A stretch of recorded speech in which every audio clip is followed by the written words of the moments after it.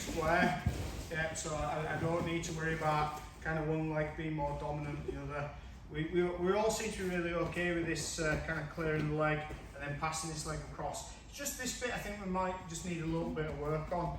Okay, so what I'm going to do is I'm going to create a little bit of a shelf. So I'm pulling the leg in and I'm creating a bit of a shelf where his leg sits. Okay, so with the hand, I'm pushing the foot down as well. So this is kind of killing his ability to kick up, and it gives me a little bit more control.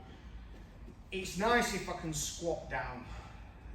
If I stay stood up like that, I don't really create a shelf with my legs. So if it goes outside, yeah, I don't really create a shelf. So this is where it's quite difficult to control. So he can start bringing his leg out and start looking to come out. Whereas if I squat a little bit as well, I've got much better control. I've also got my body behind this knee. Okay, I don't just fall down because chances are he's going to start posting with his hands, yeah, to stop me from coming in. So this is where I don't get an easy kind of pass. So with the double knee tap pass, it's a great one to kind of learn, but realistically, as well as him kind of bumping and coming round, if he can't get that momentum, the first thing he's going to do is post and start doing this sort of thing. So when we're lying, we're looking at kind of a more seasoned guard player, yeah, where there's no easy passes. He's keeping control, he's making sure that he can't get on the inside of his ribs to get a good side control. And this is why we use this kind of leg drag pass. Okay, so again, I can be quite square, one leg on the outside, one leg across, pull, and I'm pushing this foot down, okay? See how I'm squatted down? Otherwise, I don't create that shelf. Yeah, just nice and tight here, okay? And then back out, then to the other side. So push, drag, grab the top of his ankle, yeah, and squat down.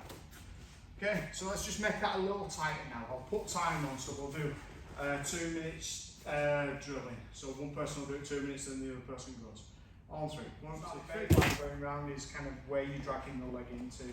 So even though we're putting the leg across our leg like this into the shelf position, it still wants to be quite close to the hip, because that's what's going to help us with the pass in a second. So as soon as you start looking to drag this leg in, pulling it kind of like you're putting your hand in your pocket. So if we just go this way, it's like I'm putting my hand in my back pocket, and this is where I'm going to get that good control. Anything else is going to be a bit of a struggle. So that's a little bit low. So what I might do is just pull that in, yeah, because it's going to help us get into this kind of smash pass position. Okay, so once we've got to here, all I'm going to do is I'm going to take this knee and put it on the mat. Okay, I keep my weight low on top of this leg as well. So I'm not just going up and then trying to drop that knee because he's got more movement. I want to smash this leg so my weight's on top of it. Okay, and then dropping that knee into this position.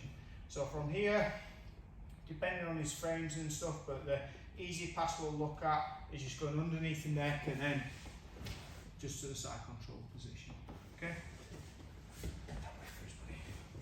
So, in, nice and close to the hip, hands pressuring down, knee drops across, my weight's on top as well. Yeah, so this is a good thing about being a fat lad.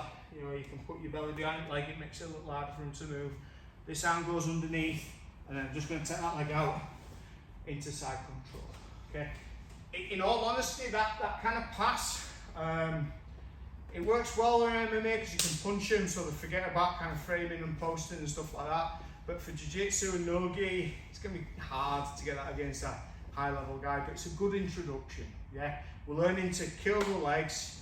Yeah, keep weight on top of that top leg to stop the movement. Yeah, and we get a nice little pass. But when you start watching kind of high-level guys, unless they're quick because they're exhausted, we're going to have to look at something different, and that's what we're going to do Wednesday. All right, one more time. Same deal. Yeah, clear one leg, pass it across, drop the knee, keeping the weight nice and low. So if he does try and start getting out or framing or pushing or anything like that, it's a little harder for him to do. Into my side control position. And then I get up and then Jane goes. Okay, let's go, last bit. 1, 2, 3.